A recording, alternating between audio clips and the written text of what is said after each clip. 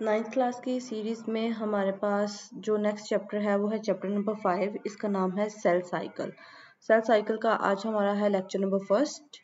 तो इंट्रोडक्शन देखते हैं कि जो मोस्ट इम्पॉर्टेंट करेक्टरिस्टिक है लाइफ की वो है रिप्रोडक्शन। रिप्रोडक्शन ये लाइफ में आती है डिफरेंट लेवल्स पे, डिफरेंट लेवल्स ऑफ ऑर्गेनाइजेशन पे। तो जो पार्ट हैं of cell such as chromosome produce new chromosomes, cell produce new cells, और जो इंडिविजुअल्स हैं वो अल्टीमेटली प्रोड्यूस करते हैं न्यू ऑफस्प्रिंग्स को।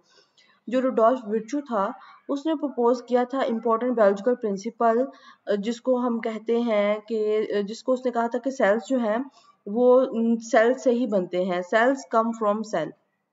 जो प्रिंसिपल है tells us that the continuation of life, जितनी भी तरह की जिंदगी है सारी की सारी रिप्रोडक्शन पे बेस करती है। सेल रिप्रोड्यूस करेंगे, जो ऑर्गेनिजम्स हैं वो रिप्रोड्यूस करेंगे, तो ऐसे जिंदगी चलती है। Reproduction of cells is called as cell division and it is the part of whole life of a cell.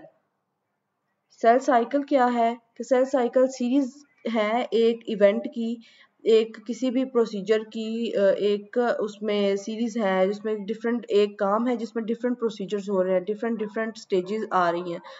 तो within time from the time a cell is produced until it completes mitosis और एक नया cell बन जाता है।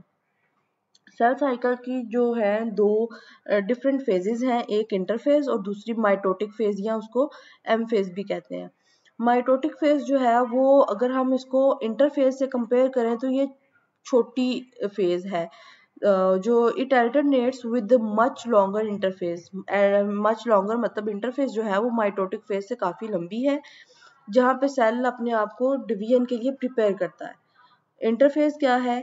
Interphase cell का वो time है जिस वक्त सेल की जो मेटाबॉलिक एक्टिविटी होती है वो पीक पे होती है, उस वक्त मेटाबॉलिक एक्टिविटी बहुत ज़्यादा होती है, और जब वो डिफरेंट फंक्शंस को परफॉर्म करता है, जिसमें 3 फेजेस में इसको इंटरफेज को डिवाइड किया। G1 फेज है फर्स्ट गैप कहते हैं इसको, S मतलब सिंथेसिस फेज, G2 मतलब second gap.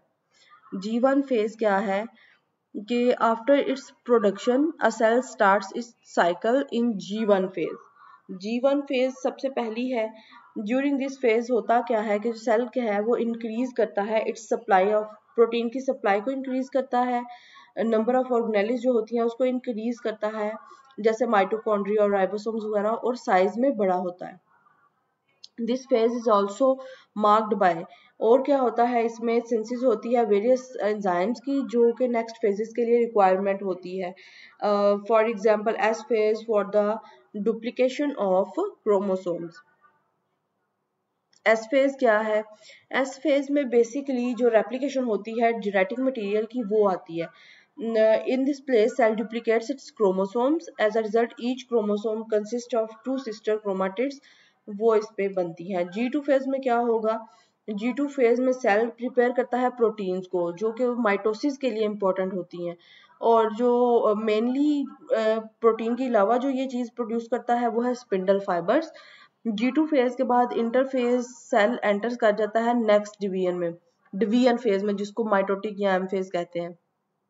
It is characterized by the mitosis in which cell divides into 2 daughter cell. इस फेज के बाद सेल ने 1 से 2 बन जाना होता है।